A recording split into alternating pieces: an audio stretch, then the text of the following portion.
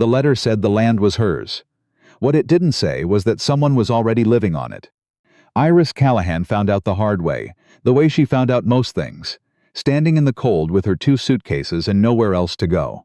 The lawyer in Billings had read the will 3 times, as if the repetition might change what it said, and each time it said the same thing. Her uncle, a man she had met exactly twice in her life, had left her 40 acres in the Judith Basin and a cattle operation she didn't know how to run. The lawyer had handed her the deed and looked at her the way people looked at stray dogs, a little sorry, mostly unsure what to do next. That was 6 days ago. Now it was November, and the drive from Billings had taken her through country that got lonelier the further she went. The mountains sitting back on the horizon, like they were watching, but didn't want to get involved. The truck she'd borrowed from her cousin rattled over the last cattle guard, and she saw the house, a low, dark-timbered place with smoke coming from the chimney, and she thought, someone is home. She sat in the truck for a moment. The deed was in her bag. She was 26 years old and had exactly $412 to her name and no plan beyond this piece of paper that said this land belonged to her. She got out. The man who answered the door was not what she expected. She had expected old, maybe, weathered in a way that matched the house. Instead, he was somewhere in his mid-30s, dark-haired, with the kind of stillness that isn't peaceful so much as contained, like a door that's been nailed shut. He looked at her the way she'd looked at the house, like he was trying to figure out what she was doing there. "I'm Iris Callahan," she said. "This is my land." He didn't argue. That was the first strange thing. He just looked at her for a long moment, then stepped back from the door and said, "You'd better come in then." His name was Penn Decker. He'd been working the Callahan operation for 3 years under a verbal agreement with her uncle. Room, board, a share of the cattle sales. Nothing on paper. He told her this at the kitchen table over coffee she hadn't asked for, but he'd made anyway, setting the mug in front of her without comment, going back to his side of the table like the distance was something he'd measured. "I have nowhere else to be," he said. Not as a plea, just a fact. "But I understand if you want me gone." Iris wrapped her hands around the mug.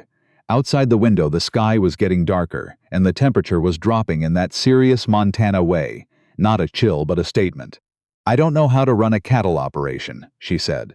"I know, I'm not saying that as a—" She paused. "I'm not asking you to stay. I know that too." She looked at him. He was looking at the table. There was something in the way he sat, not aggressive, not submissive, just patient in a way she didn't have vocabulary for yet, that made her understand he was going to let her figure this out herself. He wasn't going to push. "How many head?" she asked. 62. 63 if the heifer in the south pasture does what she's supposed to do this week. And winter? It's coming fast. We've got feed stored, but we'll need more by February. Iris looked out the window at the dark. She thought about the $412. She thought about the apartment she'd given up in Missoula, the job she'd quit, because it was supposed to be temporary, and this was supposed to be a fresh start. And she thought about how a fresh start was a very different thing from standing in a stranger's kitchen in November, with the wind picking up outside. "I'll sleep on the couch," she said. Penn looked up then. She met his eyes for the first time, and something in the directness of them made her want to look away, though she didn't. "There's a second bedroom," he said. "It's yours." The first morning she woke at 4:30, because the cattle did. She didn't know that was why, only that she came out of sleep hearing something. A low, collective restlessness that she felt in her chest before she identified what it was, and found herself standing at the window in the dark, watching Penn move across the yard with a flashlight, unhurried, the beam swinging easy. She got dressed and went out. He didn't say anything when she appeared beside him at the fence. He handed her a pair of work gloves that were too large and pointed her toward the hay bales stacked along the barn wall. They worked in silence for 20 minutes before he said, "You don't have to do this. I know." He didn't say anything else. She noticed he did the same thing she'd seen the night before. He made room for her without making it obvious. He moved through the tasks like he'd done them 1,000 times, which he had, and she followed the path he made, and he didn't slow down for her, but he also never moved in a way that blocked her out. By the time the sun came up, she was cold in a way that went all the way through, and her hands ached under the gloves, and she felt, underneath all of it, something she couldn't immediately name. It took her most of the walk back to the house to figure out that it was usefulness. She had been useful. The cattle had been fed. It was a small thing, and it was also not small at all. Penn made breakfast: eggs, toast, black coffee. He set her plate on the table and sat across from her and ate without talking, and she found, to her surprise, that she didn't mind the quiet. She'd spent the last 2 years in a city apartment with thin walls and noise from all directions. Upstairs neighbors, street traffic, a boyfriend who filled every silence with his own voice. And she hadn't realized how much she'd been bracing against it until there was nothing to brace against. "What was he like?" she asked. "My uncle." Penn chewed, swallowed. "Careful," he said finally. "What do you mean?" He didn't say much. But when he said something, he meant it. He looked up from his plate. "He talked about you once." Iris set down her fork. "What did he say?" Penn was quiet for a moment. "That you were stubborn enough to make something out of a bad situation." She didn't know if that was a compliment. She didn't ask. On the third day, someone came to the property. Iris was in the barn when she heard the truck, and she came out to find a man standing by the fence talking to Penn. Large, 50s, with the kind of confidence that comes from being used to getting what you want. He was smiling in a way that didn't reach the rest of his face. His name was Garrett Sully. He introduced himself to her with the easy warmth of someone who has already decided how a conversation is going to go. He was a neighbor, he said, with property adjoining hers to the east, and he'd known her uncle. Wonderful man, a real loss to the community, and he wanted her to know she had a friend in him if she needed anything. Then he said he'd been talking to Frank Callahan before he passed about buying the southern 20 acres. Said her uncle had all but agreed to it. Said he had a number in mind and it was a fair one, and he understood she was probably feeling overwhelmed and he didn't want to pressure her, but if she was thinking about selling, he was ready to move fast. Iris looked at him for a moment. Then she said, "I don't have any record of that conversation." The warmth shifted slightly. "Well, no, it was informal." "Then I can't act on it," she said. "Thank you for stopping by." After his truck had gone back down the drive, she stood at the fence for a while. Penn came and stood beside her. He didn't say good, or that was the right call, or offer any opinion at all. He just stood there, and the standing itself felt like something. "Is he going to be a problem?" she asked. "He's been one for years," Penn said. "Just not for you, yet." She turned to look at him. He was watching the place where the truck had disappeared, his expression neutral. "How long has he been trying to get that land?" "Since before I got here, and my uncle never sold." He said that land was the best grazing on the property. Said anybody who really understood the land would know that. Iris thought about the southern pasture. She'd walked it that morning because she'd walked all the property she could reach on foot, trying to understand what she owned. The grass was winter brown now, but she'd felt the soil under her boots. Deep, dark, the kind you didn't find everywhere. She hadn't had words for it then, now she did. "He was right," she said. Penn glanced at her then, just briefly, and looked back at the horizon. "Yeah," he said. He was. The heifer had her calf on the 6th night. Iris was there for it because Penn knocked on her bedroom door at 2 a.m. and said, quietly, through the wood, "It's time, if you want to see it." And she did, though she couldn't have said exactly why. She'd never seen anything born before. It took 2 hours. She stayed back against the stall wall, out of the way, and watched Penn work. Steady and sure, his voice low when he used it, his hands doing things that she would not have known how to describe, but that clearly worked because the calf came into the world, wet and trembling and alive. Penn stepped back. The heifer turned to her calf and began the work of recognizing it. Iris had not expected to cry. She also didn't try to hide it, which she thought said something about how tired she was. She turned her face toward the barn wall and breathed through it. When she turned back, Penn was watching her. Not with pity, not with amusement. He just looked at her the way he seemed to look at most things, like she was something real that he wanted to understand. "Sorry," she said. "Don't be." She looked at the calf. It was trying to stand, its legs impossibly long and uncertain. "Does it get easier?" she asked. "Watching things like this?" "No," he said. "But I don't think easier is what you're looking for." She thought about that for a long time afterward. She thought about it the next morning over coffee. And while she was doing the feeding, and again late in the afternoon, when the light went sideways and gold across the pasture, in a way that made her stop and just look. Easier was what she'd been chasing for 2 years in the city. An easier job, an easier relationship, an easier version of herself who didn't want things so much. She had not found it. She had found $412 and a piece of land she didn't know how to hold. But she was learning. Garrett Sully came back on the 9th day, this time with a different approach. He brought his wife, a pleasant woman, who brought a casserole and said all the right things about the property and the community. And he talked to Iris, less like someone who wanted to buy, and more like someone who had already bought, discussing the fence line between their properties, some drainage issues, the county road that ran along the north edge. He used words like shared and neighborly, and what's good for everyone. Penn was in the barn when they arrived and stayed there. Iris understood after a few minutes that this was intentional, not avoidance, but giving her room to handle her own business. She had been annoyed the first 2 days that he seemed to anticipate things. She had decided on the 3rd day that she was going to stop being annoyed by it. She thanked them for the casserole. She said she wasn't making any decisions about the property until after she'd had a full season to understand it. She said it pleasantly and without apology and showed them out.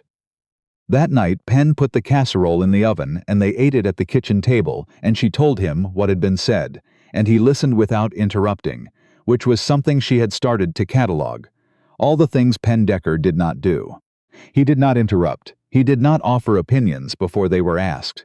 He did not make her feel like her presence was an inconvenience, which it objectively was, and yet the inconvenience never appeared on his face or in the arrangement of his body or in the way he moved through rooms that had been his alone for 3 years.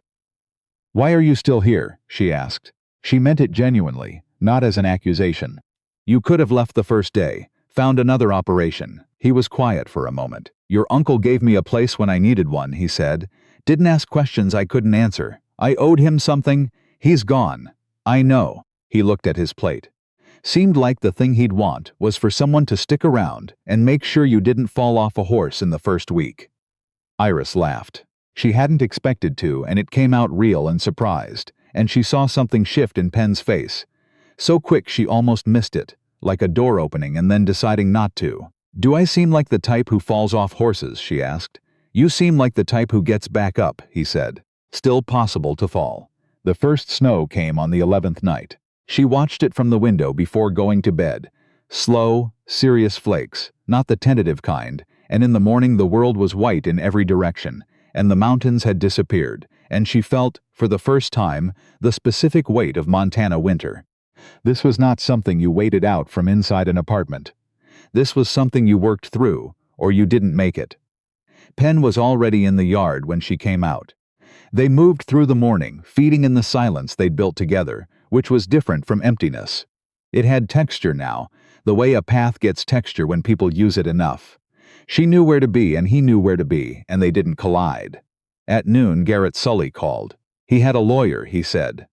He said there were some questions about the terms of her uncle's estate, some prior agreements that might have legal standing, and he hoped she'd be willing to sit down and talk before things got complicated. Iris hung up and sat with the phone in her hand for a moment. Then she called the lawyer in Billings, the one who'd read the will 3 times, and explained what was happening. He was quiet in a way that told her this was not surprising to him. He said he'd look into it and get back to her by end of week. She told Penn that evening. He was repairing fence in the barn, the repetitive work of his hands not slowing while he listened. "He doesn't have a case," Penn said. "Frank never put anything in writing with him. I was there for most of those conversations, and he was careful. He kept Sully at arm's length his whole life. Why? Because Sully wants the water rights that come with that southern parcel." He looked up from the fence. "Your uncle knew that. He knew Sully would make every kind of offer, friendly and otherwise, and he kept the land because he understood what it was worth." Iris thought about that, the shape of what her uncle had been doing, the years of quiet, stubborn protection. She thought about the fact that she had never known him, not really, had only met him twice as a child and had no memory of those meetings, only a face in photographs, and he had left her this, all of it. "Why me?" she asked, though she hadn't meant to say it out loud. Penn set down his tools. He considered the question like he considered most things, with the patience of someone who doesn't feel the need to fill space with noise. "Maybe because he saw what your mother always told him," he said. "Stubborn enough to make something out of a bad situation." She looked at him. "You said he told you that. He did. And my mother told him, every time she called, from what he said." Penn picked up his tools again. He kept every letter she sent him. They're in the drawer in the study if you want them. Iris went very still. She had not known they had written to each other. Her mother had died 4 years ago, and there were things Iris had wanted to ask her that she would never be able to ask now, and she had thought, in the way you eventually have to make peace with things, that those questions were closed. She walked to the house without saying anything else, and she found the drawer, and she sat on the floor of the study for 2 hours, reading letters between her mother and the uncle she'd never known, and she cried in the unself-conscious way she'd cried in the barn, because she was tired, and because something had been given to her that she hadn't expected, and because sometimes you find the things you'd lost in the places you were never looking. Penn left dinner on the stove. She found it when she finally came out of the study. Soup, biscuits, a small jar of honey she hadn't noticed in the kitchen before. He was not in the house. She looked out the window and saw the light on in the barn and understood he had made himself absent deliberately, given her the house and the quiet and the space to feel what she needed to feel. She sat at the kitchen table and ate and let herself think about all of it. The land, the letters, the water rights, Garrett Sully's smile, the calf finding its legs, Ten's hands on the fence wire, the way he'd said stubborn enough to make something out of a bad situation like it was a thing worth being. She thought about what it meant to be somewhere. She had spent her 20s moving through places, holding them at a distance, half convinced that the right life was always one more decision away. She had not allowed herself to take root, because taking root meant accepting that this was it. This was what she'd gotten. And what if it wasn't enough? Standing here in her dead uncle's kitchen with $412 and 63 head of cattle, and a man she'd known for less than 2 weeks, who had somehow, without ever saying so, made her feel like the most natural thing in the world was to stay. She washed her bowl. She put the honey back in the cabinet. She went to the door of the barn and knocked on the frame, which was not necessary but felt right, and Penn looked up from what he was doing and waited. "Thank you," she said. "For dinner." He nodded. "And for earlier." She stopped because she couldn't find the precise word for what she meant, which was the room he had made for her grief without once calling it that. "I know," he said, and she believed him. She stood in the doorway for a moment, with the cold behind her, and the lamplight in front of her, and the smell of hay, and the sound of the cattle shifting in their stalls. She had driven 6 days for a piece of paper. She had found something she didn't have a name for yet. She thought maybe the name didn't matter. "I'm going to fight Sully," she said. "I know that too, and I'm not selling any of it." He looked at her. The door behind his eyes was open a little wider than she'd seen it before. "Good," he said. She nodded. She went back inside. The lawyer called 4 days later. Sully had no legal standing. Her uncle had kept every record, every conversation documented in writing in files she hadn't found yet in the study, and the will was ironclad. It would not be challenged successfully. The lawyer said it with the particular satisfaction of someone whose third reading of a document had turned out to mean something after all. She told Penn at breakfast. He listened, poured his coffee, sat down.